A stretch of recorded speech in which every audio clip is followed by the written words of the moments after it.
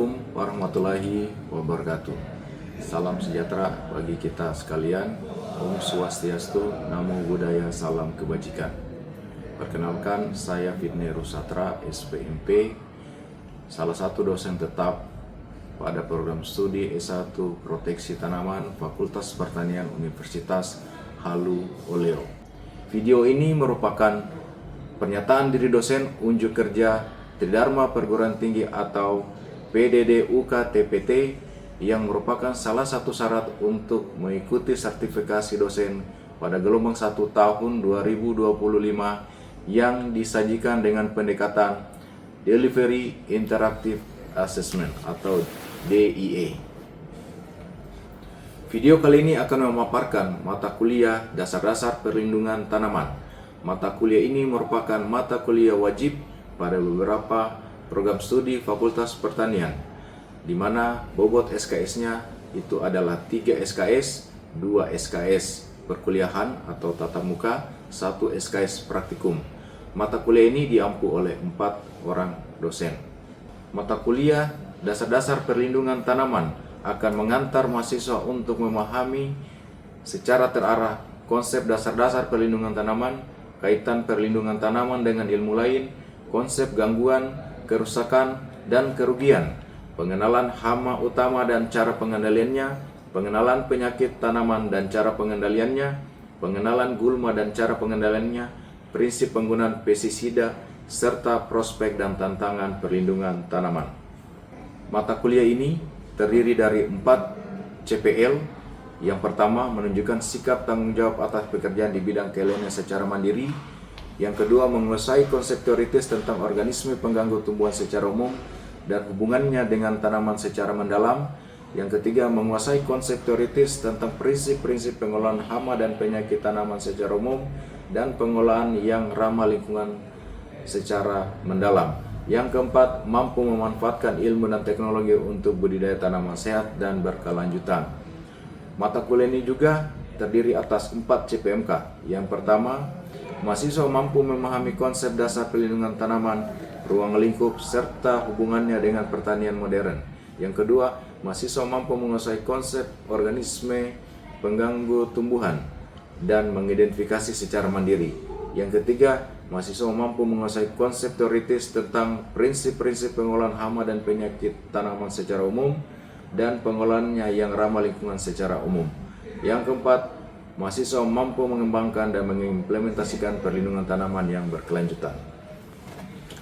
Kemampuan akhir yang dicapai dalam mata kuliah ini yang tertuang dalam sub CPMK yaitu mahasiswa mampu menjelaskan pengertian, sejarah, dan peran perlindungan tanaman serta ruang lingkupnya dalam pelaksanaan pertanian modern.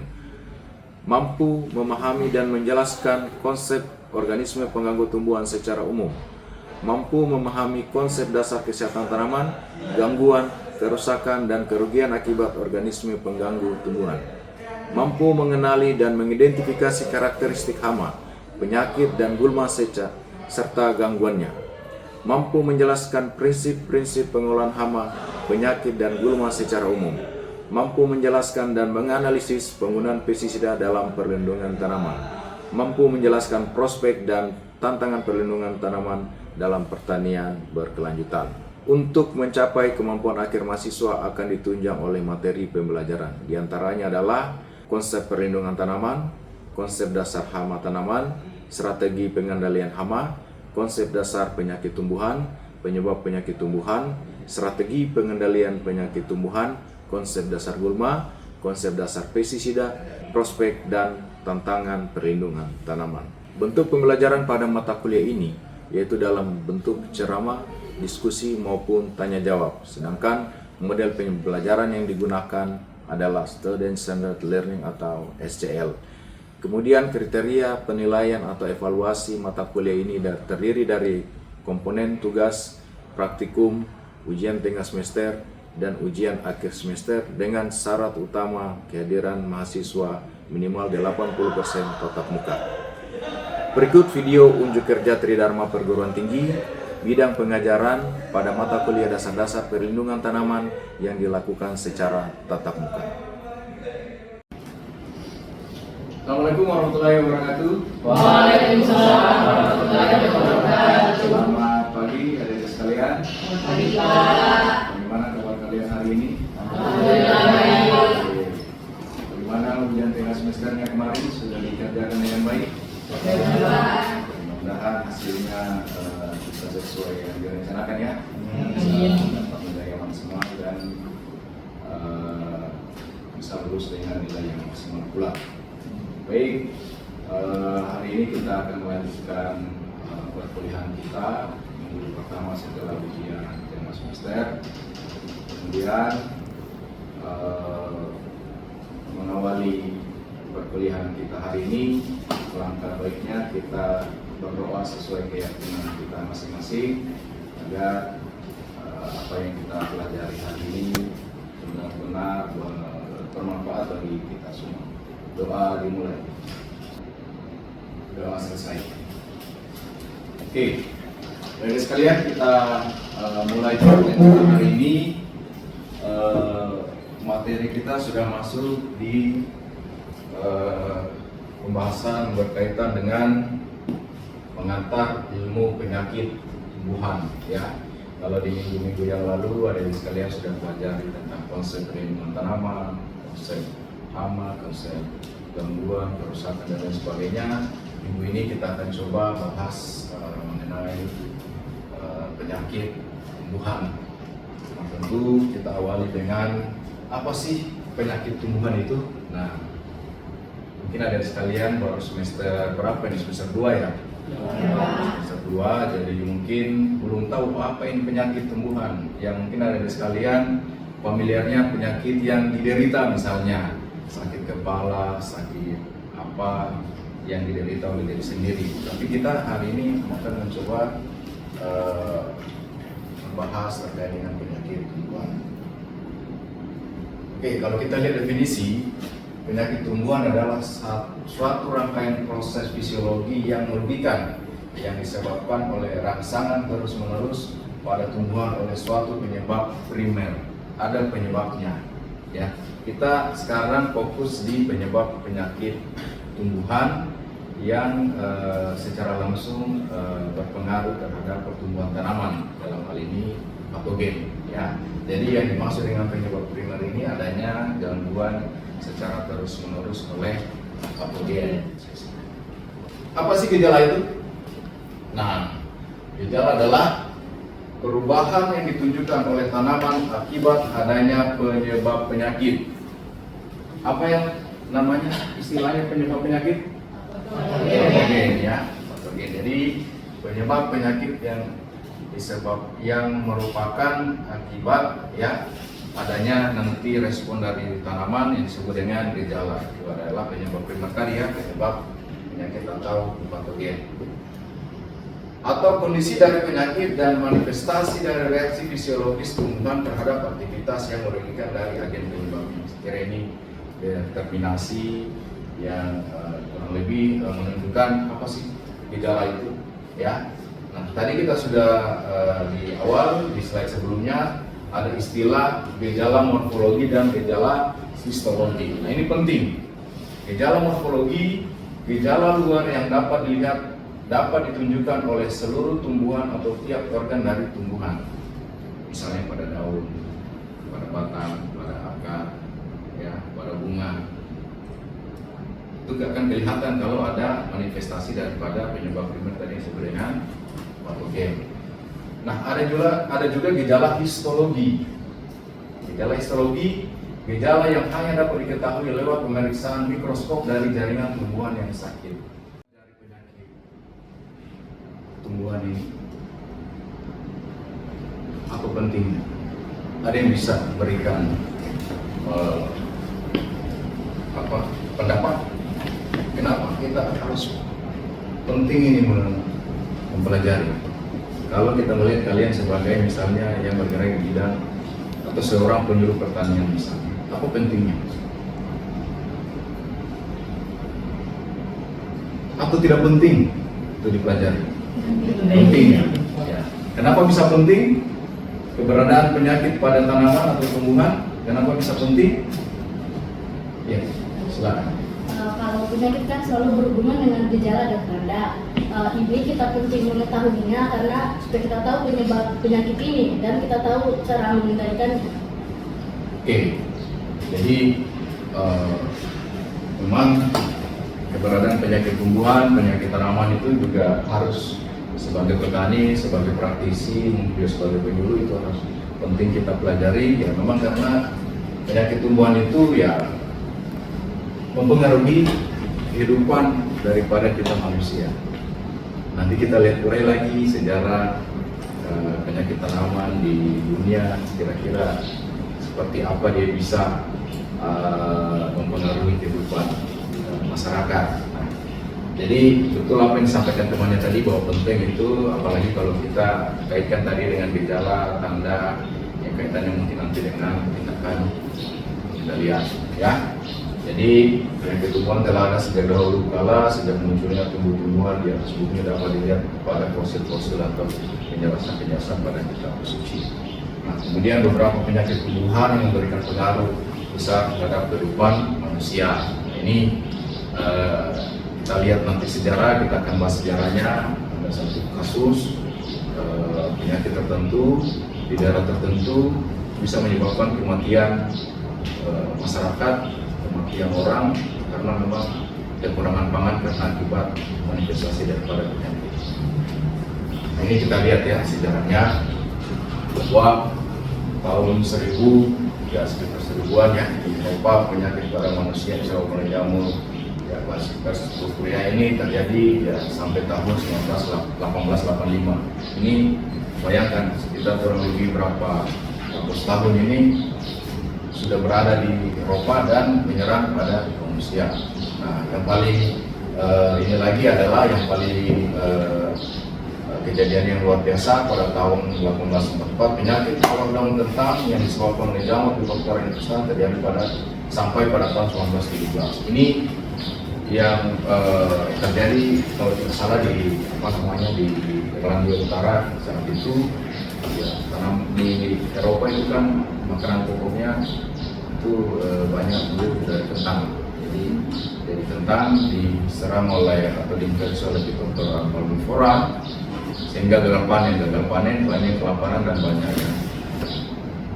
Itu arti pentingnya kita mempelajari penyakit tanaman.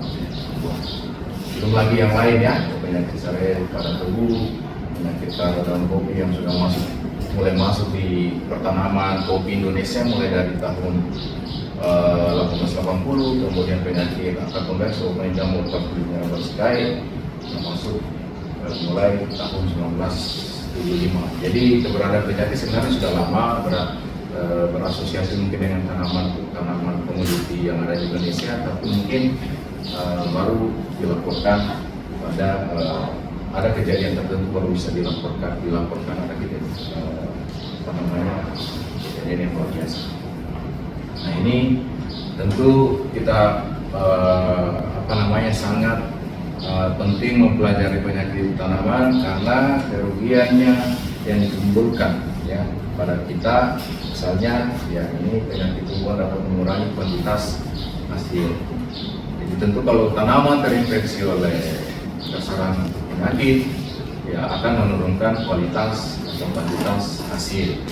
Kemudian penyakit tumbuhan dapat menurunkan kualitas, untuk mengolah penyakit dibutuhkan biaya yang banyak. Kalau sudah terlanjur terinfeksi, terserang, ya tentu biaya pengendalian itu banyak dikeluarkan.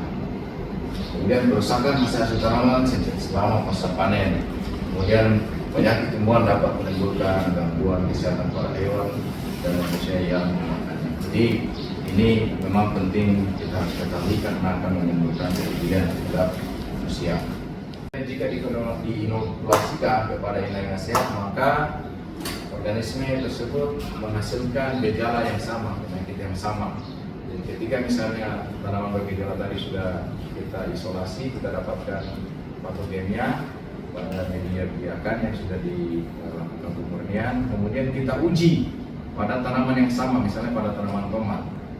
Nah, ketika tanaman tomat kita aplikasikan patogen yang diisolasi tadi, harus menimbulkan gejala penyakit yang sama. Kalau tidak, berarti dugaan postulatnya itu tidak bisa dijadikan dasar untuk menentukan ini patogennya. Ada perbedaan di situ. Nah, satu patogen satu dengan patogen yang lain itu tipe gejalanya bisa menunjukkan gejala yang berbeda. Hanya dilakukan penelitian postulat protein. Dan yang terakhir, organisme harus dapat diisolasi kembali. Nah, kalau diisolasi pada postulat keempat ini sama dengan postulat kedua, nah berarti dugaannya adalah penyebab penyakitnya adalah patogen yang sudah diisolasi. Jadi itu siklusnya, jadi dia bersiklus. Ya, jadi mulai dari pertama postulat 1, 2, 3, 4 itu dia saling berkaitan dan tentu dasarnya adalah gejala awal ya, yang diisolasi atau yang didapatkan dari lapangan. Kalau misalnya dari rangkaian 4 postulat protein menunjukkan hal yang sama, ya berarti dugaannya adalah patogen itu memang yang didapatkan di lapangan, penyakit yang didapatkan di lapangan itu adalah patogennya si ini. Maksudnya ya. Nah, dalam hal satu patogen menimbulkan gejala menyebabkan gangguan pada tanaman, tentu yang paling penting daripada patogen adalah bagaimana kemampuan patogen untuk menimbulkan gejala yang disebut dengan patogenisitas. Ya. Jadi patogenisitas apa itu?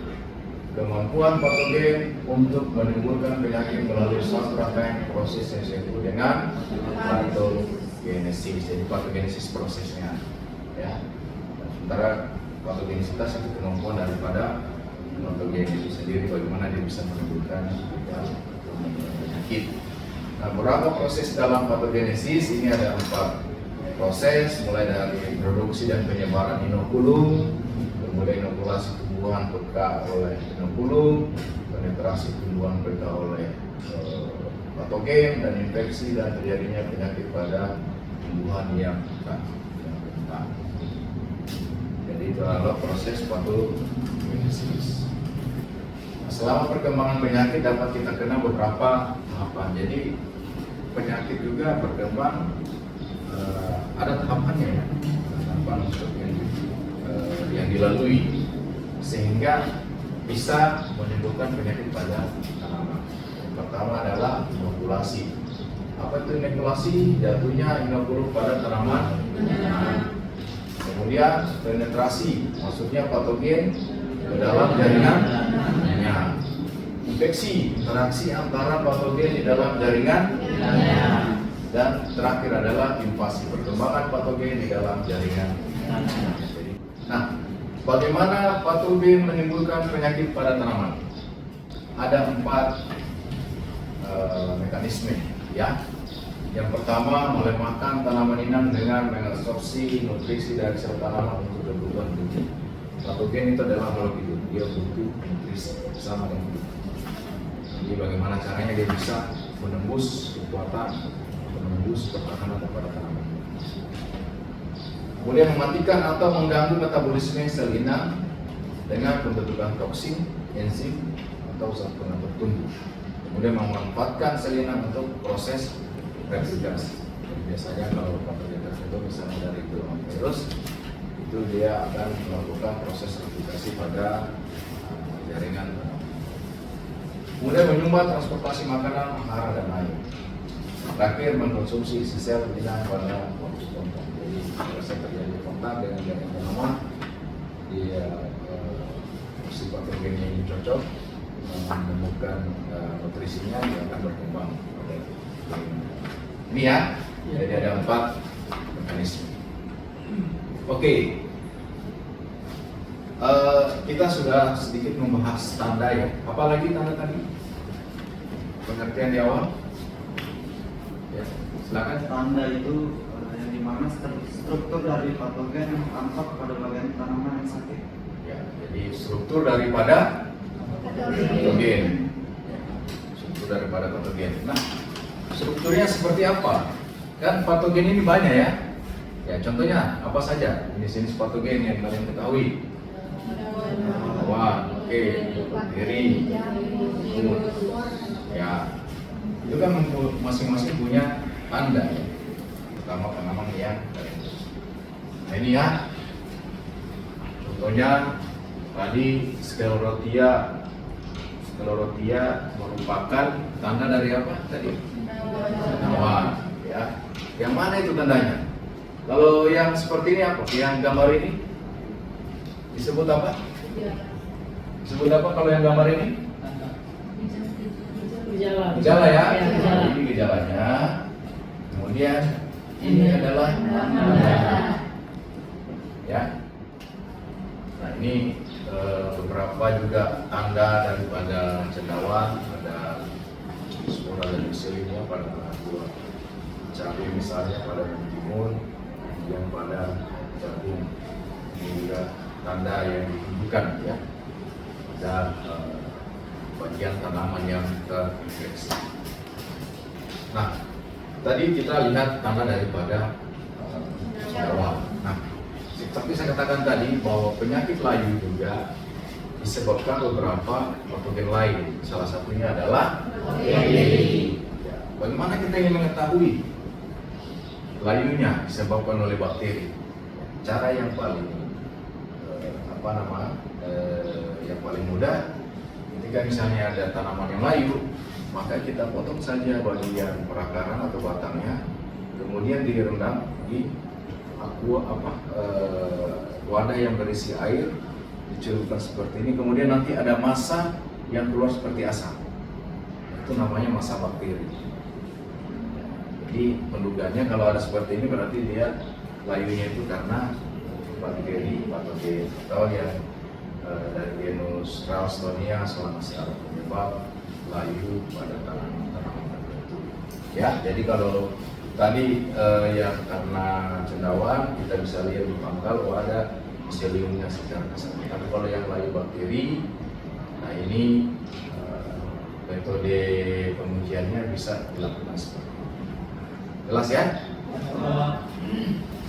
Nah ini kalau dia tanda daripada buru ya, penyakit buru pada akar yang disebabkan oleh nematoda. Jadi kalau kita lihat ini akarnya membengkak, ya, terjadi pembengkakan akar karena ada manifestasi daripada nematoda yang tinggal di jaringan akar. Sehingga ini juga akan mempengaruhi serapan unsur hara, air, mineral tertentu yang ada di dalam tanah yang dimanfaatkan pada tanaman. Kalau sudah jaringan akarnya rusak, ya tentu translokasi itu akan terganggu. Gampang saja nih kalau ada gejala yang serupa bisa tinggal dicabut. Kalau dia tanah akarnya itu membentuk seperti ini, ya pendugaannya adalah disebabkan oleh nematoda. Nah, ini contoh daripada gejala-gejala nekrosis ya. Kalau kita lihat ini bagian pangkal pada tanaman yang baru disemai, ini ada bagian yang mati ya. Ini ada lesio, ada nekrotis ini ya. Kalau kita lihat secara detail, dan juga ada bercak ya, bercak yang seringnya ini juga merupakan bentuk sebenarnya gejala ya, gejala yang disebabkan oleh golongan bakteri, tapi dia punya ciri khas, misalnya yang disebabkan oleh Xanthomonas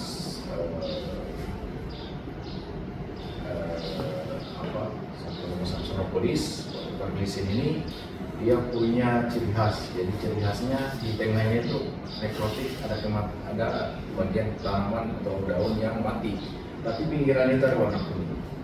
Ini menunjukkan gejala-gejala khas. Ini juga bisa membantu kita untuk mengidentifikasi suatu penyakit di lapangan dengan mempelajari gejala khas daripada masing-masing. Nah ini beberapa contoh gejala dan kerusakan yang disebabkan oleh patogen ya. Ada disebabkan oleh tertular besar penyakit khusus daun pada pada tanaman tomat, kemudian juga bercak daun pada tomat, kemudian bercak daun juga pada yang disebabkan oleh Antheralia selain. Bisa tidak kalian menjelaskan kenapa kita perlu pelajari tanda dan gejala? Ya, silakan. Jadi pertanyaannya kenapa kita perlu mempelajari tentang tanda dan gejala. Jadi dalam ilmu penyakit tumbuhan pasti adanya tanda dan gejala karena adanya aktivitas patogen tersebut. Di sini kita perlu juga mempelajari tentang tanda karena ada beberapa gejala tumbuhan yang disebabkan oleh patogen seperti virus dan bakteri itu bisa terjadi sama seperti terjadinya layu. Tetapi dengan kita melihat tandanya pasti kita dapat membedakan di situ serangannya oleh bakteri atau virus.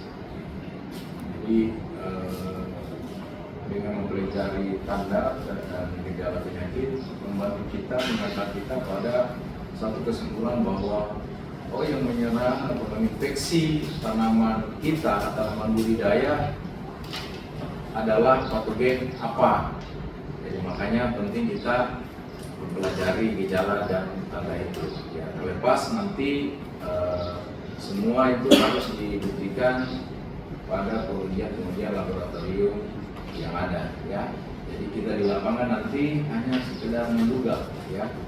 Kita hanya sebatas menduga berdasarkan gejala dan tanda yang kita dapatkan misalnya pada tanaman yang sakit. Nah, untuk selanjutnya itulah bisa melakukan pengujian di laboratorium, serangkaian pengujian yang dilakukan di laboratorium untuk memastikan organismenya sampai tingkatan spesies. Itu adalah rangkaian penelitian di laboratorium. Oke, hari ini kita sudah pelajari apa itu penyakit tumbuhan, kemudian arti pentingnya penyakit tumbuhan, kemudian apa itu gejala, kemudian apa tanda pada penyakit, kemudian bagaimana penampakannya pada tanaman, ya. Tentu ini merupakan satu pengetahuan yang sangat-sangat penting yang harus kita dapatkan, harus kita ketahui, karena nanti kalian juga akan sebagai praktisi misalnya petani atau misalnya penyuluh itu akan bersinggungan dengan penyakit tanaman. Ini ilmu yang harus kalian ketahui, karena ujung-ujungnya nanti adalah bagaimana tindakan pengendalian yang akan dilakukan berdasarkan penilaian-penilaian yang dilakukan di lapangan. Saya kira mungkin pertemuan kita hari ini kita cukupkan. Nanti setelah pertemuan hari ini kita akan bertemu lagi pertemuan selanjutnya dengan pokok bahasan yang lain yang berkaitan dengan pembahasan hari ini. Kira demikian yang untuk kuliah kita hari ini. Saya tutup dengan ucapan billahi taufiq wal hidayah. Assalamualaikum warahmatullahi wabarakatuh. Waalaikumsalam warahmatullahi wabarakatuh.